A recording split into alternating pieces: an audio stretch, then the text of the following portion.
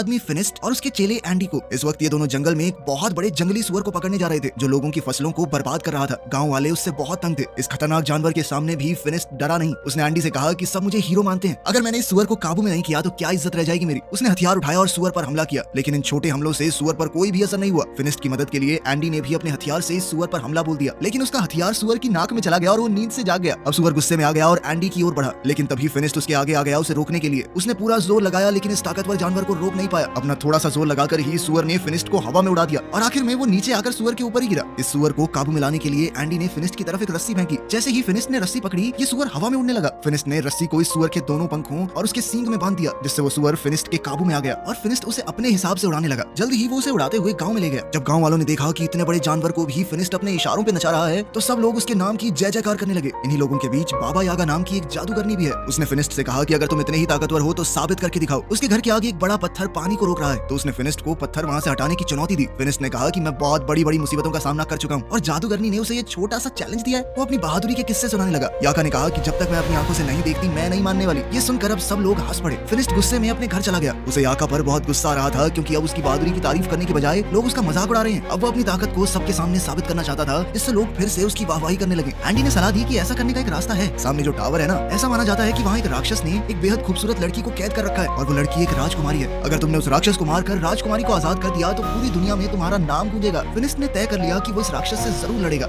रात होते ही फिनिस्ट और एंडी उस टावर की ओर निकल पड़े। वहाँ पहुंचकर उसने देखा कि यहाँ पहले से ही कुछ योद्धा इस राक्षस को हराने आए थे, लेकिन वो लोग मशहूर होने यहाँ नहीं आए। वो तो राजकुमारी को बचाकर उससे शादी करना चाहते हैं। उन सब ने फिनिस्ट से पूछा कि अगर उन्होंने मिलकर राक्षस को हरा दिया तो राजकुमारी किसे मिलेगी। इस बात पर फिनिस्ट ने कहा कि मुझे नहीं चाहिए ये राजकुमारी, मैं तो बस यहाँ पे नाम कमाने आया हूँ। अलग जाकर फिनिस्ट ने एंडी को बताया कि वो उस राक्षस को अकेले मारना चाहता है, इसीलिए वो सुबह का इंतजार नहीं करेगा। ये कहकर वो टावर के अंदर खिड़की से चला गया। वहाँ पहुंचते ही फिनिस्ट को वो खूबसूरत राजकुमारी मिली। उसने फिनिस्ट से कहा कि क्या तुम भी मरने के लिए आए हो। फिनिस्ट ने कहा कि मैं तुम्हें बचाने आया हूँ। ये सुनकर लड़की भाग के अंदर चली गई। उसे रोकने के लिए फिनिस्ट ने उसका हाथ पकड़ लिया। राजकुमारी ने अपना हाथ छुड़ाया और एक पिलर के पीछे चली गई। तभी पीछे से एक सांप ने फिनिस्ट पर हमला कर दिया। फिनिस्ट इस सांप से लड़ने लगा। तभी फिनिस्ट को समझ आया कि ये कोई आम सांप नहीं है, बल्कि उस राक्षस की पूंछ है जिससे लड़ने वो यहाँ आया है। ये देखकर उसने पहले तो राक्षस पर खूब हमले किए, लेकिन जब कोई वार काम नहीं आया तो फिनिस्ट ने उस राक्षस की दुम यानी उसके सांप वाले मुंह को हाथ में पकड़ लिया और अपनी पूरी ताकत से इस सांप के मुंह को चीरने की कोशिश की। लेकिन जैसे ही फिनिस्ट ने उसका मुंह अपने हाथों से खोला, सांप ने फिनिस्ट की आंखों में थूक दिया और अब फिनिस्ट को नजर आना बंद हो गया। वो अंधा हो गया। अंधा होने पर